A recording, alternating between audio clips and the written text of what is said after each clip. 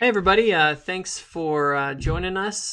Today I have on one of my favorite, not only favorite theologians, but one of my favorite people that I interact with online, and an excellent author. His name is Blake Ostler. Blake, thanks for joining me. Well, certainly. Happy to be with you. Very cool. Well, And, and the affection is mutual, I assure you. well, I'm in a little bit of different ballpark. I kind of got to let everybody know a little bit about how I found out about you. I actually found out about you because I became kind of interested in theology as I kind of was growing up in my testimony, and I started to explore bigger questions about God, and I began to look into some of the things that other faith traditions were saying. I read a lot of stuff by William Lane Craig and some other Christian apologists, and I was really impressed actually by the way they handled some of the new atheists. And and anyway, I kind of came up with something that you might appreciate because I became a pretty big fan of William Lane Craig because of the way he would handle some of the new atheists. I always kind of said, well, um, William Lane Craig makes the new atheists cry, and then I discovered your work, and I was like, and Blake Ostler makes William Lane Craig cry. Yeah. Yeah. As I was really impressed to see kind of the way your work kind of handles some of those kind of takes a lot of the theistic arguments to another level. So anyway, thank you for coming on again, and give us a little background about you, how you got into this. I thought I might mention as well before I go to that. You also are an author of some books that I've read. Specifically, the big one that everyone knows about and talks about is Exploring Mormon Thought, which are excellent books that go into the details of kind of the philosophical case for LDS theology. So I'll kind of let you take it from there and explain a little bit about yourself so people kind of are familiar with how you came to be an author and all of that. Sure. I grew up in Sandy, Utah at a time when it was growing from 7,500 people when I was born to 75,000 by the time I graduated from high school. Every single year that I was growing up, it was the fastest growing city in the United States. And so I grew up in a very dynamic, changing area. My junior year, I ran into Zen and the art of motorcycle maintenance. I was an avid motorcyclist. I actually raced motorcycles, Oh, wow. and it's a story about a father and a son who take a trip on a motorcycle together. And I rode with my father, and so I started reading it for that reason.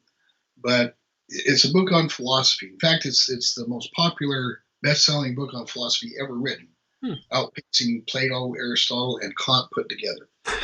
In the event, at that time, I started picking up everything I could about philosophy. I read numerous intros to philosophy, and then I did things that were really unusual. I started reading Kant's Critique of Pure Reason. I read the Nicomachean Ethics by Aristotle. I read a number of works by Plato. I read a lot of John Stuart Mill and William James, and that was all before I graduated from high school. So Wow. I, That's quite a reading list for a high school kid. yeah, it was. And by the time I left on my mission, I had started reading Jean Paul Sartre, and Søren Kierkegaard, and the existentialists, and so it was really difficult on my mission because I felt like my brain was drying up because we were limited to four standard works and La Stella, which was a magazine published by the church. And so I got special permission from my mission president to go to the library. He would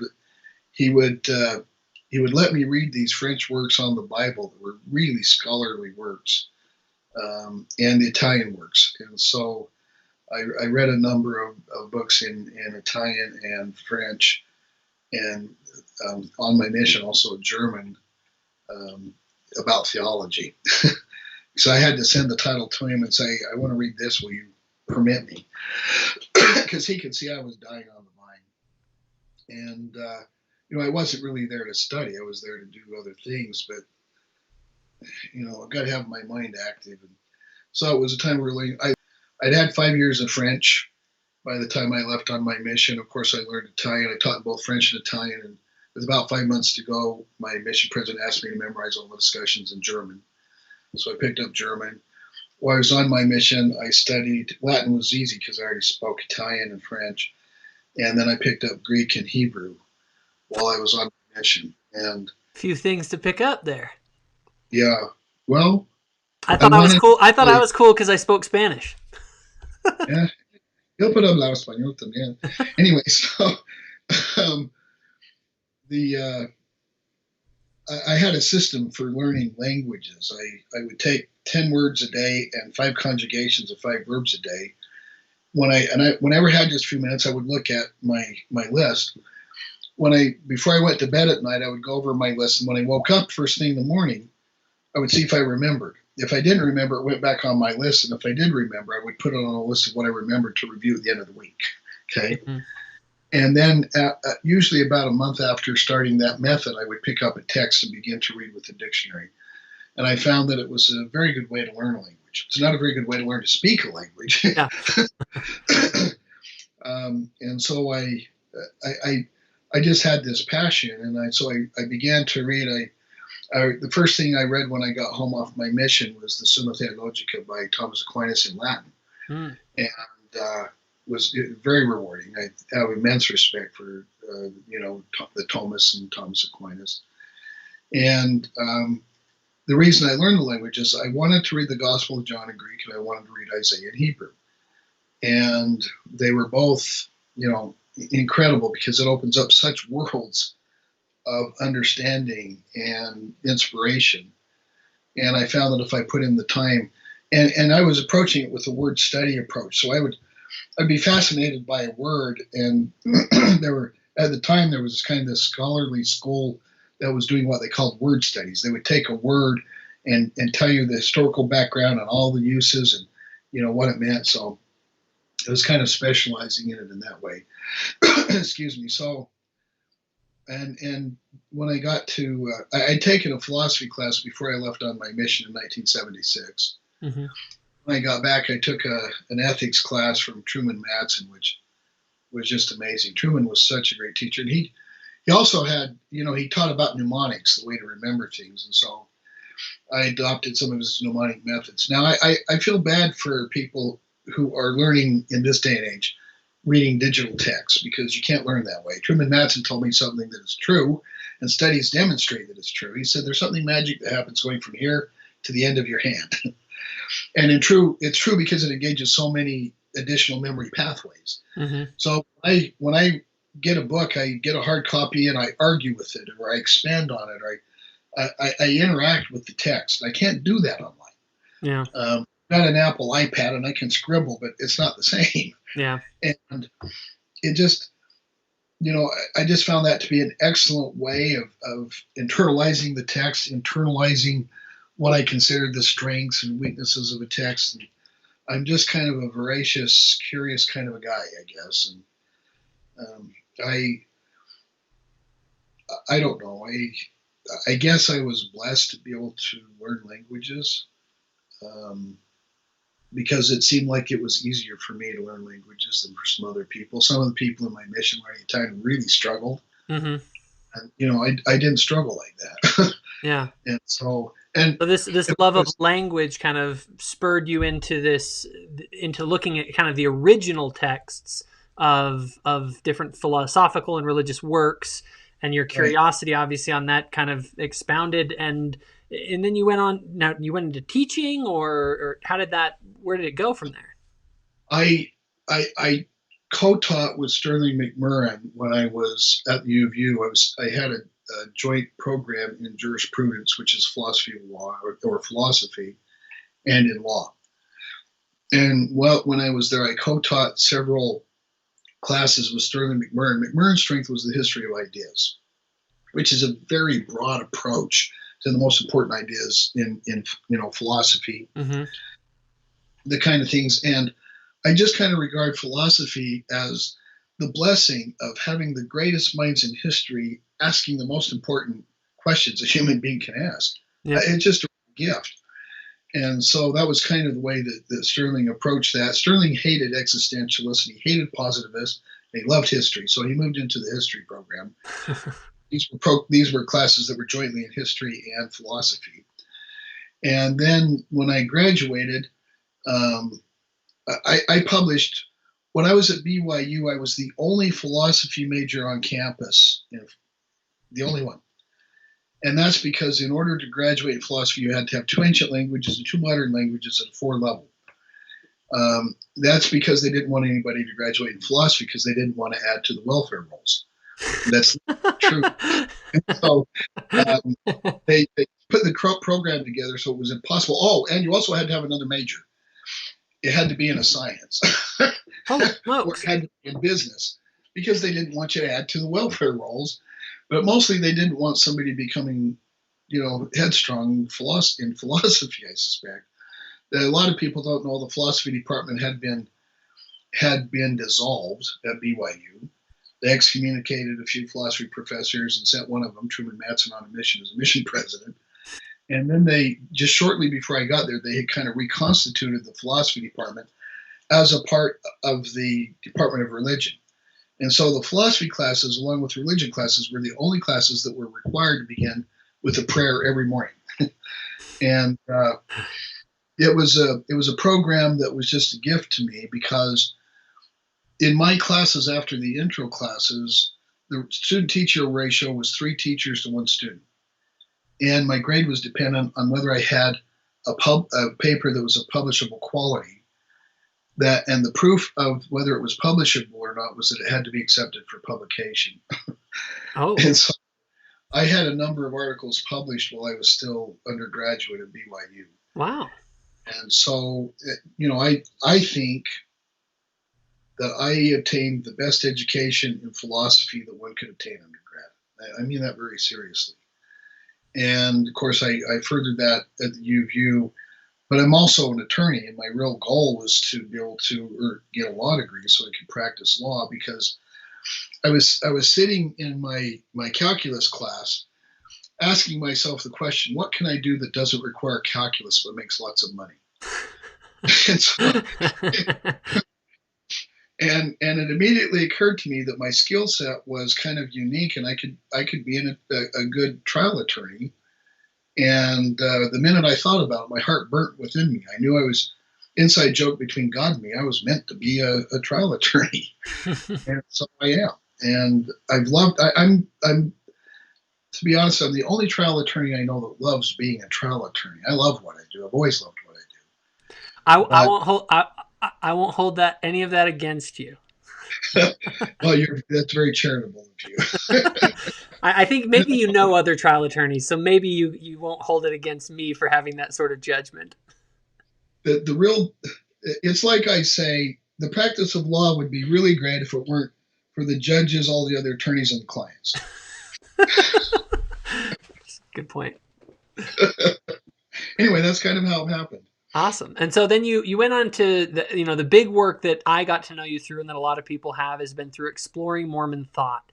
And do you want to just give a kind of a quick bio on sort of each of those? Because the one we're going to talk about today is your most recent volume of it.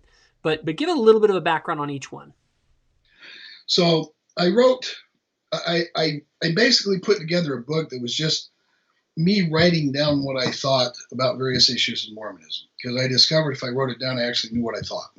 Okay. And I didn't know. That's funny. That's exactly what I do. I write my blog is not really about other people. It's so that I can it's like I can put it to bed then. Because then it's like, okay, I've thought about it. I've laid out my best case for this particular issue, and it's done. And what's nice is, at least for me with a blog, I can go back and edit it if I have updated information that adds insight to it. So, well, and the amazing thing for me is that I would study something intensely, and then I would wake up with an entire chapter just organized in my mind with all the sources organized. So I would just get up and write it down. And it was kind of effortless in that sense that I would just get up because it was organized for me while I was sleeping. But I would do the intense study beforehand. If I was looking at something intensely, it would just kind of organize itself as I worked through it. And so the book that I did, David Polson and I talked about, David Polson was my mentor at BYU. David Polson is himself an attorney. That's quite a mentor. Yeah, no, he recently passed away, and I was honored to be able to speak at his funeral. We remained close, and David was a dear friend of mine. I don't know that I've ever known a better man, to be honest with you. I mean, what a wonderful mentor. He graduated from Chicago Law School, very, very high, and then practiced law for a few years and decided that he didn't like that. And so he went back and got a PhD at Michigan. And I remember when I was a TA for David, I remember sitting in his class while he wrote a 22 step syllogism. That's 22 premises. That's a big syllogism. That's kind of on the order of being able to think 15 steps ahead in chess. Yeah. Only genius level can do it. I remember just sitting there in awe thinking, I think this is the most brilliant person I've ever seen in my life. And he was. I mean, he was just brilliant. And so together we kind of cross-germinated each other with our ideas and views. And David found out that I had written this kind of text, and he said, well, why don't we use it for a text? We don't have any college-level texts for Mormon philosophy or theology. I showed it to him, and he said, I'd really like to use this as a text in my class. So we used it as a text in a class, and, just amazing students. It was a really neat experience for me. And then because I'd used it as a text in the class, Greg Cofer got word of it, and he wanted to publish it. So I took and gussied it up for publication. And of course, the first volume focuses on the attributes of God. An attribute being something that is essential for God to either be the person that he is, the identity that he is, or to be God. Okay. Mm-hmm. And the question is, in Mormonism, are there any such things for somebody, for God to be God? What is essential?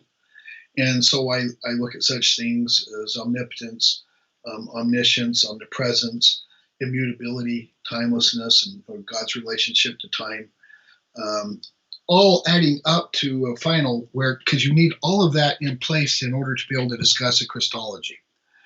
And I found and argue that and by Christology, just for those who aren't as theologically versed, Christology meaning? Christology is the question, how could one person be both God and man, especially in the tradition where everything we mean by God is certainly not what we mean by saying a person is a human being, a man. Everything we mean by God is everything we don't mean by human being. Yeah. So how could one person embody both? How could that person be identical to both? I see. And how could that be? And the answer that Christians give is that he is one person with two natures. Okay. Turns out, I argue, it's incoherent. Mm-hmm. There's no way to make sense of it. Essentially, especially if we accept what I call the hardcore absolutist attributes of timelessness, divine simplicity, and so forth, you just can't. You cannot square those beliefs. Those are beliefs that are accepted by Thomists and Calvinists, and by the more hardline, I would say, Christians. Mm-hmm. You cannot square the proposition that Jesus was both God and man with that acceptance of those kinds of attributes in God. You can't. And I argue that. It's just a logical mess. And then I give a Mormon Christology explaining how Joseph Smith essentially solved all the problems that give rise to the problem of Christology in the first place in just an incredibly brilliant move. I mean, honestly, Joseph Smith he dissolves all of the underlying assumptions that give rise to the problem. Yeah. And has brilliant Christology. And it's the very center, of course, of Christianity. And I like to say Christians who think they're Christians really aren't Christians. And those who accuse Mormons of not being Christian don't understand what a Christian is. So, No, and I would say that that's one of the things that struck me as I've read some of your work is the level of brilliance. Well, and I guess I kind of come from a perspective because growing up, I went to evangelical schools. I went to public schools. I was homeschooled, but I graduated. My main actual education came through the Catholic school system. And so I got familiar with sort of the traditional theist side of things. Then again, like I said, I looked into theism kind of myself and really got kind of educated with the classical theism. And so as I kind of understood classical theism, and then I read your work, there was this, my testimony of Joseph Smith grew immensely because I was like, wait a minute. How did this kid, this is really profound stuff that is encapsulated within a complex narrative like the Book of Mormon. It's just like it's sort of like, you guys, people don't understand the levels of complexity to this. And when you just take it from kind of this surface level, maybe like a Mark Twain analysis, where it's just like, oh, this is just some kooky stuff. You gotta understand what it's actually talking about, and most people don't understand that. And that's what I really enjoyed as I read your work, was your ability to kind of do that on the philosophical level and to demonstrate why some of these really address some long-standing Christian kind of conundrums and problems. And so, anyway, it's not a misstatement to say that Christianity is essentially the search of the greatest minds to answer the question how Christ could be both man and God and failing miserably. Okay, it's been the central issue. And Joseph Smith, you can either believe that he just kind of, as a bumpkin, stumbled into it, or that there was somebody brilliant behind all of it. And it wasn't Joseph Smith. Yeah. Joseph Smith had neither the education nor the ability to do what he did with respect to these issues, frankly. Yeah. And I agree with you. It's the same kind of thing I see in the Book of Mormon. I've also written explaining how Joseph Smith, there are these ancient, using scholarly methods from critical biblical scholarship, I demonstrate that there are just these definitely ancient forms that are used in the Book of Mormon that are very complex. They're literary forms and they're social and legal forms, okay? Mm-hmm. And so if I explain to you how I celebrate Christmas, you could pinpoint where I live in time and in space. Yeah. Because we have certain traditions. They had a tradition about how, for instance, to vindicate the calling of a prophet, about how to renew the covenant, about how to bring a lawsuit. And these are in the Book of Mormon, and they allow us to pinpoint that we've got somebody who is a pre-exilic, influenced by pre-exilic Jewish literary and social and anthropological knowledge that just wasn't available to Joseph Smith even remotely. And obviously there are things in the Book of Mormon, like the King James Bible, for instance, yeah, that weren't available to Nephi and Lehi. And so the task is explaining how that's even possible. And I, of course, have presented a theory that I think adequately uses these scholarly techniques to tease out the antiquity and to show what is modern and what the expansions are. So. That's awesome. And that's, at the end of the day, it's sort of this scholarly approach, this philosophical approach, which, and I also have to warn people that if you're going to read Blake's book, you want to get at least a familiarity with sort of basic philosophy, basic theology. You don't have to be an expert, but your works are not just like, a feel-good devotional. These are serious examinations of the issues from a scholarly, philosophical point of view. And so the first book deals with the nature of God, essentially. The second volume, and what are the second and third volumes? So the second volume deals with soteriology, which is a theory of salvation. And so it also deals with conundrums like the problem of prayer. If God knows everything that we need, he's already committed to giving us everything we need. He knows better what we need than we do. Why do we ask? Mm-hmm. Okay. That's called the problem of petitionary prayer. What is the source of ethics in Mormonism? Is something good because God says so? Or does God say so because it's good? Or is it some Terxium quid? Is it the Euthyphro dilemma? Yeah, the Euthyphro dilemma. But I take it well beyond that. I adopt what's known as an agape theory of ethics. That is, the center of ethics are human interrelationships. And what is good is what what fosters and heals relationships, and what is bad is what destroys and damages relationships, Mm-hmm. which is a very simple way of stating it. And it looks at issues about, okay, what does Paul mean when he says that we're justified by grace? What does he mean when he says that we're sanctified? What does he mean? And I explain what in Paul's thought world, how those kinds of things work. And I look at the Book of Mormon and how does it interrelate with salvation? When people are saved, is there more? And it's easy to say this. This is the fact. We're saved by grace. We're judged by works. And grace can be translated simply into unconditional love. We're accepted as we are. And God always desires our best. Okay. And that's why we can trust him. Okay. Mm-hmm. And so it's a relational theology. Agape is the Greek word for love, the kind of charitable love and deep divine love that Jesus had for his disciples and that he's asked us to have for one another. Mm-hmm. So it's a very Christian type of an ethic. And then I look at problems of original sin and conclude that original sin makes very little sense. Yeah. The issue of predestination, and I conclude that predestination is morally abhorrent when it comes down yes. to it. Calvinism doesn't make much sense to anyone with half a brain. I don't I've known a lot of very brilliant Calvinists, so I don't want to go with them. I have a certain respect. My opinion, not yours. Yeah. Well, I just, but I'm with you. I just kind of shake my head saying, why can't you see this? Yeah. Because it's like, wait, you're telling me that either God intends people to be damned or he leaves them to be damned when he could. And you want to say this person is loving? I mean, I don't. It's like Princess Bride. You keep using this word love, but I don't think you know what it means. So, and anyway, the second volume, and then the last chapter is kind of a hermeneutic explaining what Joseph Smith's King Follett discourse in the Sermon in the Grove. And that's another one of the big words. I'm going to have you define it for people who aren't familiar with it.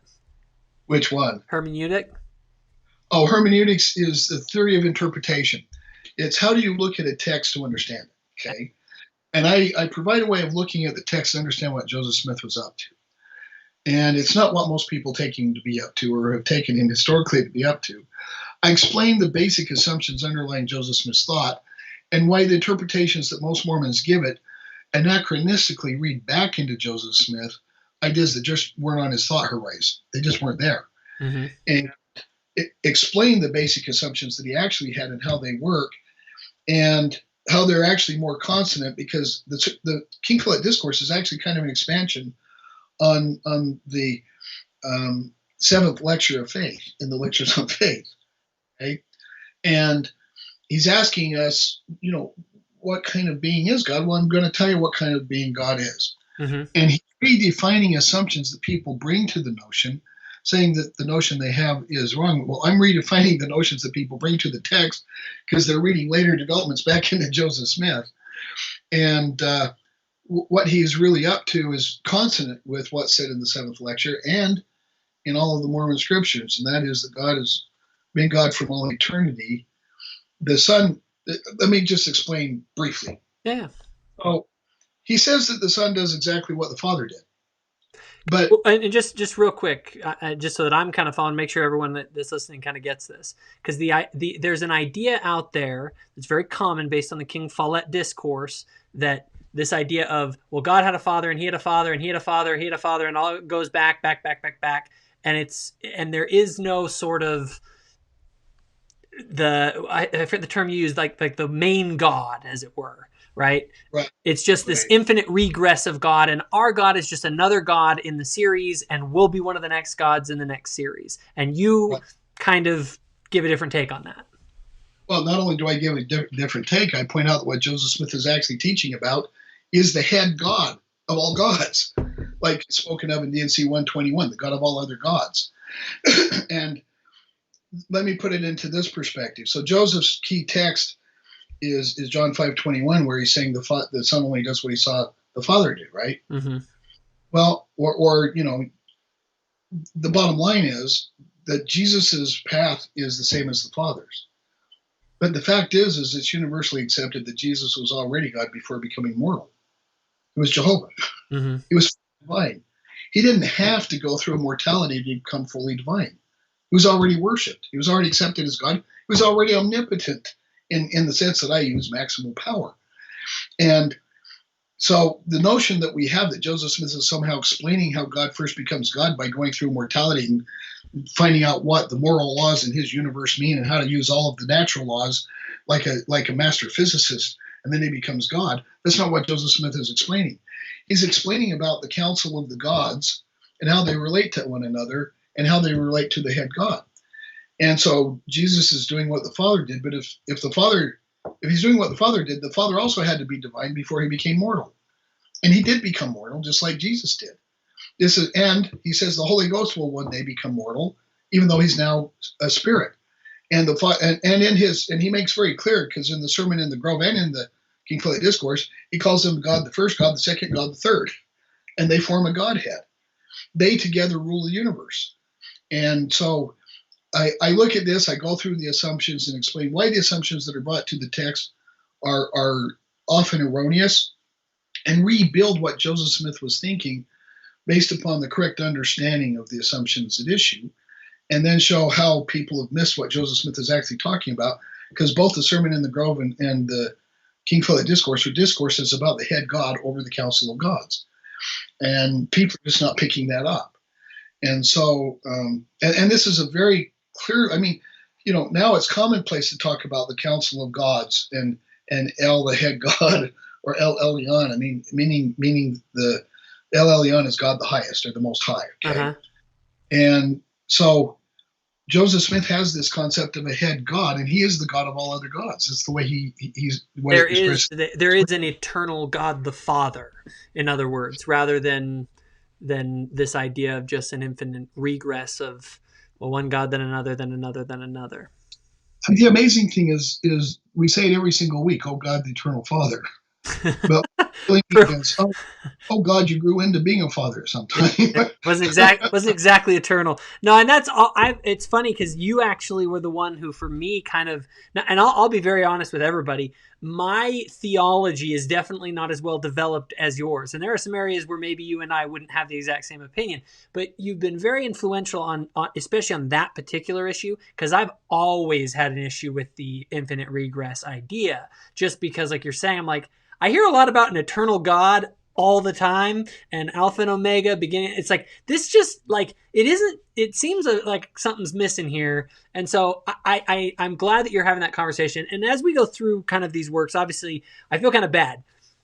The amount of argumentation and deep insight and well researched and all of that kind of stuff in these books is enormous, and for me to try and have you sum it up in these short little bits is probably like, it's, but here's what I'm hoping is, I'm hoping that people that are listening, you'll get a sample for what's in these works and you'll go out and read them, because a lot of us have these questions. These are some of the hard doctrinal or theological questions that we face, that all believers face. And I think, you do a great job of kind of explaining some of them. So we've gone through sort of the nature of God, the idea in your first volume. The next one deals with soteriology, which is sort of the theories of salvation and how all of that works. The third one goes into, have we talked about that? Have we drilled into that one at all? We haven't. It's of God and gods. And there I begin where I ended on the third one, explaining basically the background of the notion of the head God, and why the view that I've expressed is superior to the other interpretation, with further argumentation. And then I reconstruct the Hebrew Council of Gods historically. How, we're looking at the sources, its presence in the Old Testament, how it's been missed, and in Joseph Smith's day was virtually non-existent as a practical matter, but how, how the Hebrews and the Hebrew Bible function, and it's much differently than the common theist Catholics and evangelicals take it to say. Mm-hmm. And virtually every critical biblical scholar would accept the notion of a council of gods who are sons of God in a Near Eastern sense. There are a lot of uniquenesses in Hebrew thought, but the notion that there's just one God is not one of them. Yeah. I argue that monotheism isn't present in any book in the Bible. But I think the closest we come is what we call monolatry, which is here's how that works. So if you were in the ancient Near East, if you went into a city-state, you would be obligated to give obeisance to the king and accept the god over that city-state. Okay, so if you went into any city in Canaan, to reject the god was to reject the king, and that was certain death. Okay, Yeah. but it was kind of a political allegiance because the king has the duty to protect the people and to give order to society, and that duty is given to him by God, and he's reflecting God's justice and order and power in his rule of the city nation state. Okay, it was a way kind of for kings to legitimize their rule. Yeah. The divine right of kings idea. Yeah, it lasted for a very long time, all the way through the end of the French monarchy, right? Mm-hmm. So that's the way it functioned. And if, for instance, if you were in Israel, Yahweh was the God over your city-state, and to not accept Yahweh would be a rejection of the covenant. It would be, so you've only got one God that you can give acceptance to, but it doesn't mean that there aren't these other gods. They accept it. In fact, the Old Testament recognizes that these other gods in these other city-states actually bring things about. Okay, and so it's recognizing that there are these other gods in that thought world, and we have this notion in the Old Testament where Yahweh is the God who's placed over Israel by the Father God. Okay, and he appoints him, but there are 70 sons that he has, and so all these city-states have their own God appointed by the one God. So in Jewish thought, it already kind of is setting up the idea that Yahweh, Jehovah, was not the head God. He was not, let's say, quote unquote, the father, sort of, in that sort of, maybe they didn't use that sort of terminology, but there was the idea that he was not it. There was something above him.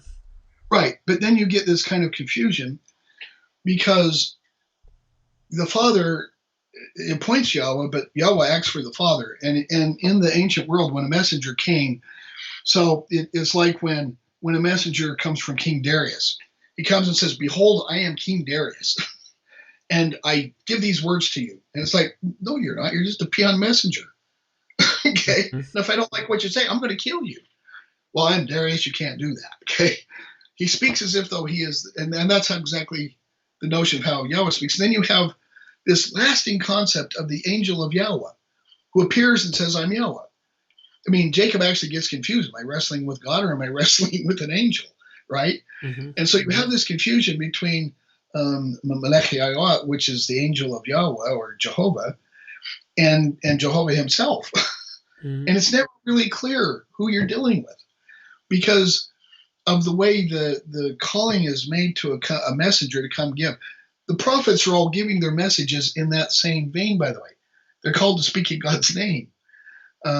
It's like when you can see it in the Doctrine and Covenants. Behold, I am Jesus Christ. Well, no, you're not. You're Joseph Smith. Okay. Yeah. It's the same kind of thing happening there that was happening in the ancient world. So that's a kind of monolatry where everybody recognizes there are these other gods, but because of covenantal allegiance, you owe allegiance to just one God. And to even recognize the other gods could be punishable by death. And that would make sense when you look at their insistence on the one God, Yahweh, because that was their God for their city-state and their kind of nation. That's really interesting. Well, then there's this wrench that gets thrown in the works because the most important people in Israel get carried away. The ones that are left behind are the Samaritans because they're peons, right? Mm-hmm. And the ones that get carried away are so much better. They're never going to recognize the Samaritans again because they didn't really go through the ordeal that they did. So when they come back, Samaritans are lesser. Yeah. But so all these important people that get carried off, and they don't have a city-state. It's like, well, what do we do with our God now? Jehovah is still God, and he's God of the whole earth. Okay? So you get this expansion essentially during the captivity, and you see it in 2nd Isaiah, where Yahweh then becomes kind of the God of the whole earth. But you still get these literary recognitions of the council of gods. In fact, In Isaiah 40, you have the antiphonal response of the Council of Gods represented in the most intensely monotheistic chapter in the entire Old Testament. So, you know, The Bible is it, not as monotheistic as people make it out to be. it's not monotheistic. Let's just put it that way. Well, it definitely the desire to monotheize is, I've always found it to be difficult to to maintain for multiple reasons. Obviously, you go into more detail than the ones that I have, but even in some of the New Testament, I mean, the idea of, okay, who's Jesus praying to? You know what I mean? Like, that's Trinitarian problems with Trinitarianism and things like that have always made me. That's one of those things that I think that from people who aren't trained theologians, they look at our conception of a Godhead and think it just intuitively makes a lot more sense. What happened is the notion of the God became Hellenized. That is, it got run through the matrix and thought world of Greek philosophy. As did an enormous amount of New Testament and Old Testament ideas, and that's really what Christendom became. You'd have first cause at most, right? Mm. You'd have one explanation of everything else at most. And so when you join that together, the Old Testament's monotheistic. And the earliest Christians actually argued that Plato was teaching the same thing they were. He was just a proto-Christian. And so, it all lined up. Their Greek thought lined up with their, I'm not saying, the people believed in the Greek gods, but the philosophers had this all figured out. There was one. Yeah. And it just kind of congealed together. And then I look at the arguments for monotheism and find that they don't hold much water. And then I look specifically at the logical problem of the Trinity. And the logical problem is this. There's one God, the Father is God, the Son is God, but the Father is not the Son. And the acceptance of any three of those propositions logically entails the denial of the fourth. And, classical Christianity clearly accepts all four of those propositions. So it's entailed in as a logical contradiction. The problem is, Mormons accept all four. Okay. And so I work through and explain how the Mormon scriptures and basically the revelations in particular work to show how the real problem is the notion of creation out of nothing. And I reconcile the argument by putting in a fifth premise that is consistent with all four and shows that all four are consistent when understood in the way that Joseph Smith presents it, that gets rid of the notion of creation out of nothing, creation ex nihilo. And then I look specifically at the notion of human theosis, which is the notion of human deification, and compare and contrast that with what I would call a weak notion of theosis among evangelicals, a moderate notion of theosis among Greek Orthodox. We have a much stronger view of theosis. Interesting. And a strong view of theosis that Mormons adopt. Yeah, ours is hardcore. Ours is amazing because we're saying you can be everything that God is and have everything that God has. Yeah. How's that? That's a strong theosis. If there is one, that's for sure. And that's it. We get a lot of flack for is obviously ideas. Yeah, it is. But I think, and what I do is I go through, the biblical passages that teach theosis and show, I believe they're much more consonant with the strong theosis than anything that is being said by the Greek Orthodox, the Catholics, or the evangelicals. I agree. And there are a lot of evangelicals who have no view of theosis whatsoever. Yeah, absolutely. Well, that, right now what we've done is we've kind of gone through sort of some of your obviously the main points of those first 3 volumes of Exploring Mormon Thought. So what I'm actually going to do is I'm actually going to break up our interview here because we want to talk about the 4th one in more detail. But I think it'd be wise to break it up into 2 parts because I think people, these do play into it. This is a continuation of this series. And obviously we've just kind of touched on some of the basic themes of some of these books. But I do encourage everyone to go out and to read them if you really want to dive into some of these issues and really see if you are someone who is inclined to look at things deeper. I have found that these books do a great job of um, exploring these issues in great detail and in ways that are intellectually very satisfying, at least for me.